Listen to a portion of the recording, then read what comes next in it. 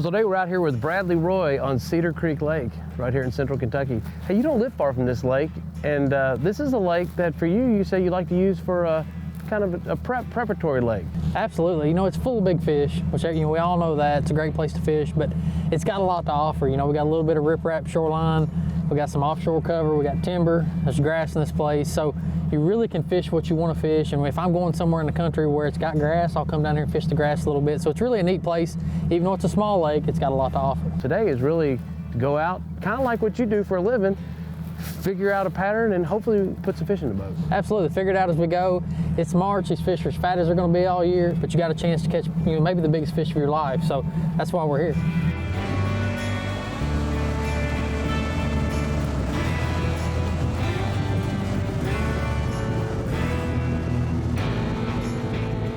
Cedar Creek's a great place to, it's a great place to fish, because even if you're not getting a lot of bites, you know, your opportunity to catch a good one, you know, say you only catch 5, your odds of getting one of those to be a really good fish is pretty high. Uh-oh. There's one. There we go. Yep. I saw that thing hit. Feels like a good one too. There you go. Cedar Creek special. That's exactly right. Why you come here right there. Look at that. That's a good one. Look at the head on that fish, the mouth. He really got it too. I was worried they might not like that color, but maybe I'll throw that color a little more. I tell you what, I just made my 3rd cast with a color that ain't too far off from that. I wasn't sure what you were throwing, so I'm glad they like it. In this lake, it's one fish over 20 inches, and that fish is gonna be right at it. This fish is gonna be real close. I mean, fish is at least 19.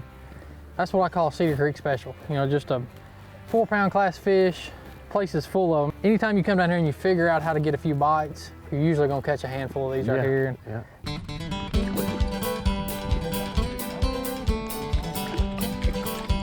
Uh-oh, here we go. I believe this one's of the smaller variety, but it's a bite. Yeah, it is a fish. It sure is. They gotta start somewhere, don't they? Hey. You gotta have all age classes, and I'll take anything I can get. shoot, yeah. And it's just cold.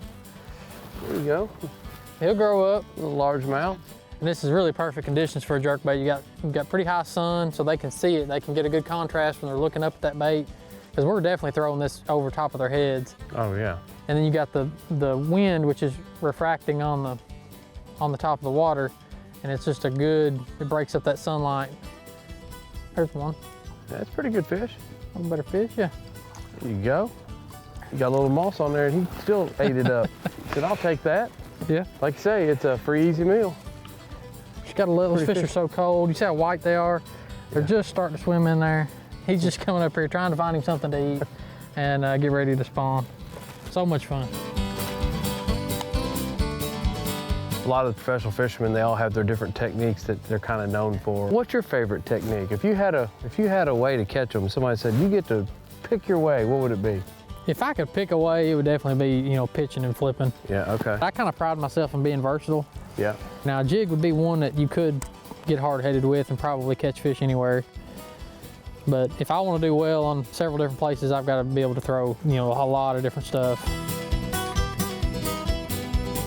Here we go. Yep, that's a good one too.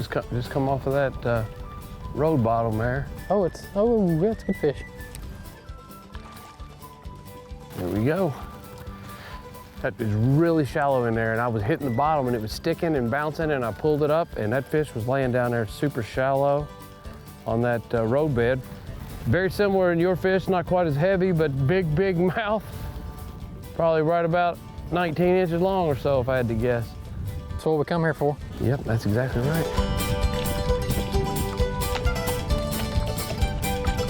There's a couple different reasons I do it on a spinning rod. Number one, back when I started throwing a jerkbait, I just threw it on a spinning rod. I just got comfortable with it.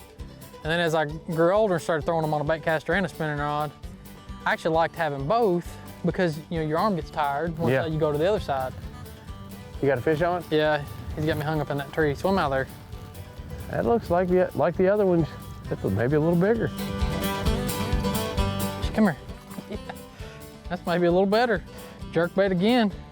I think we made a good call coming to the clear water. What do you think? Yeah, I think so, yeah. And the interesting thing is that we can almost see where we started out. It was just, in some of these creek channels, you can get in and all of a sudden you can see a dramatic change in the water color. And we just got outside in the clearer water, and lo and behold, we're starting to get bites. know. You're catching good fish, man.